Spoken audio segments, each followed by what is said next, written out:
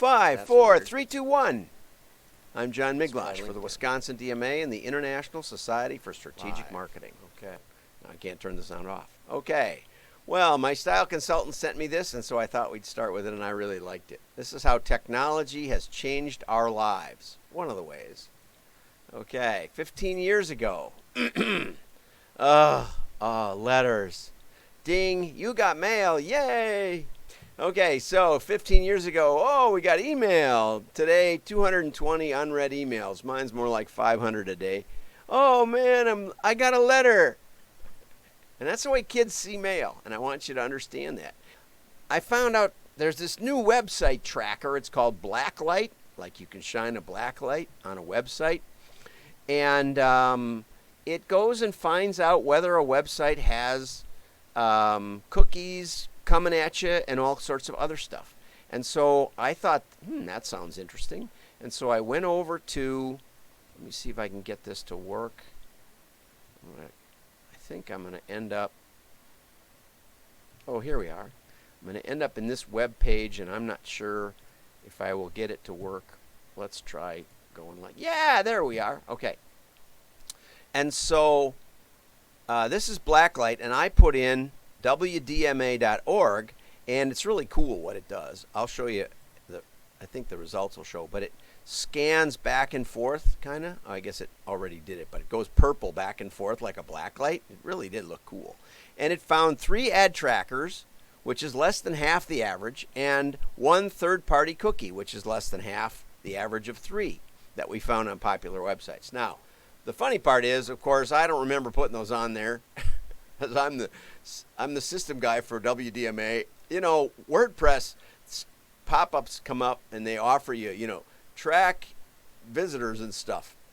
Now, I'm not doing it on purpose. I'm pretty sure it's a WordPress app, so I'll go in and look for it, because I can tell you WDMA isn't tracking you. But that's the joke of the whole thing, is that the trackers don't even remember that they're tracking you. So, and what good is tracking if you don't actually go track, right? Does that make any sense? Oh, there we go. I got a super hard on Periscope. I see that. Okay, so now let's get back here. And I'm going to be a little more relaxed. That was my style consultant's advice for Friday. I have a story about machine learning used at Domino's to improve staff rostering. But before we go there, I found a commercial. And I just stumbled across this the other day. So let's try and get this. And it was on Twitter, I think. And so I had the sound off. So I'll start it and I'll turn off the sound, and I'll turn on the sound about when I came in on the sound. But I just thought it was amazing.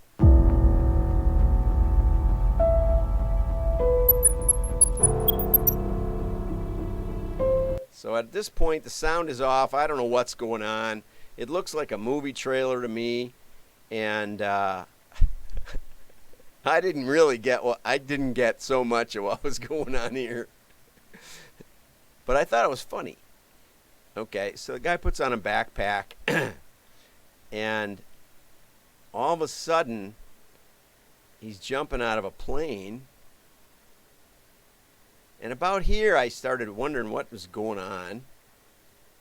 And he's tracking Wesley Hunt, and I didn't know who Wesley Hunt was. So I thought, well, let's turn on the sound and find out what's going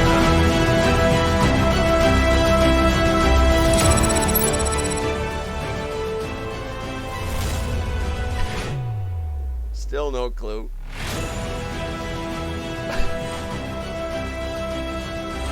And then I find it's a political ad. But, some other state.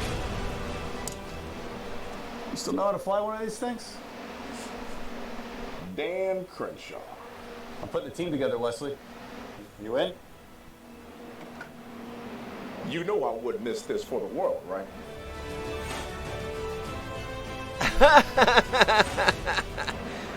So anyway, apparently there's a bunch of guys and women too. This thing goes on for minutes and minutes. But there's a team of young people, to me, everybody is young, running for Congress, and they decided to make a commercial together. And so they must have put in a bunch of nickels and got some Hollywood really some fancy people doing it. And I just thought it was funny.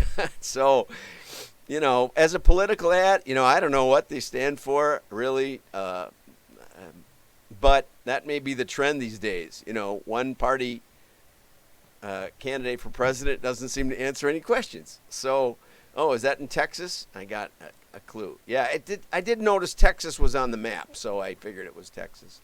But anyway, I just thought it was amazing how politics and life and Hollywood movies and all that intertwine. I just thought I'd let you have a laugh for today. Now let's get back to machine learning, and we'll have a happy time on Friday.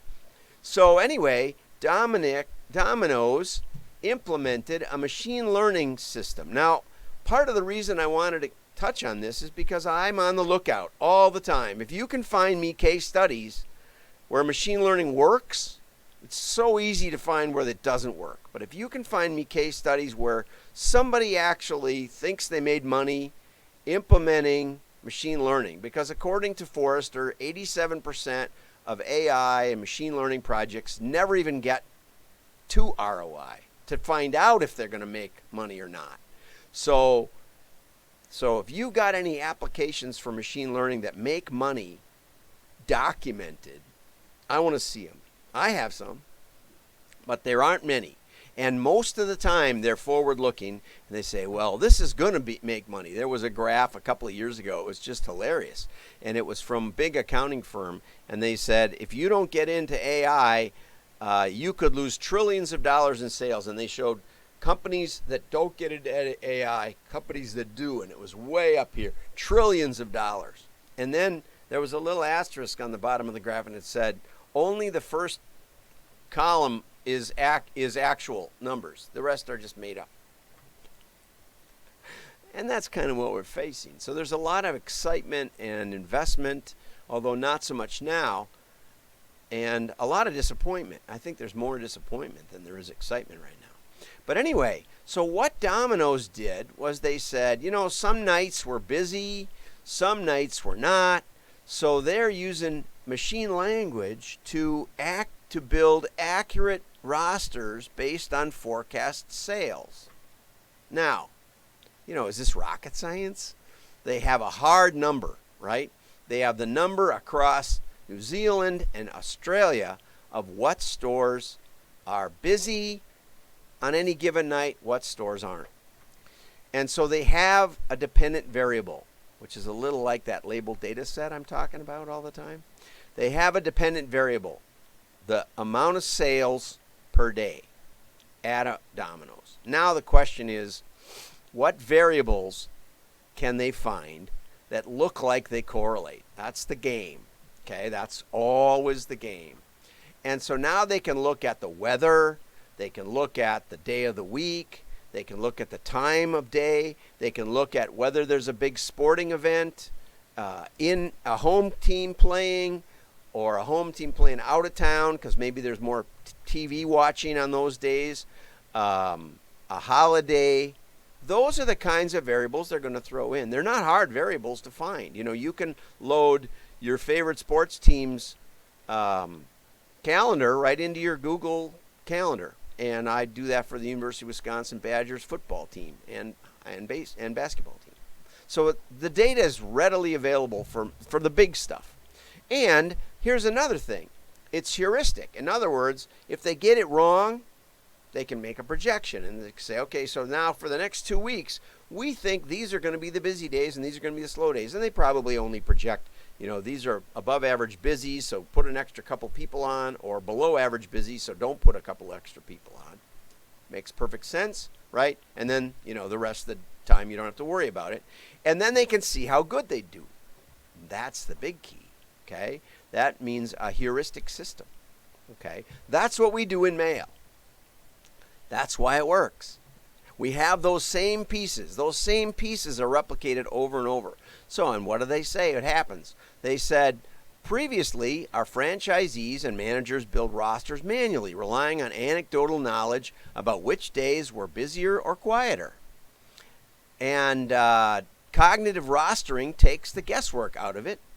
Yeah, it's true. And it may, you don't have to be perfect. You just have to be better than than the average store manager, who may never have taken a management course, maybe never took any courses, and just worked his way up from, cleaning and washing dishes or whatever. They don't have many dishes at a pizza place, but, wiping tables, to making pizzas, to store manager. So, they might have a feel for it, but they might not think about it. And sometimes that's okay, And in fact, you can probably compare. You've got years of history. Compare how the managers do across the board on average versus how this does, right? They say self-driving cars don't have to be perfect, but because people mow down people all the time, right? Somehow we're less forgiving about a self-driving car mowing down somebody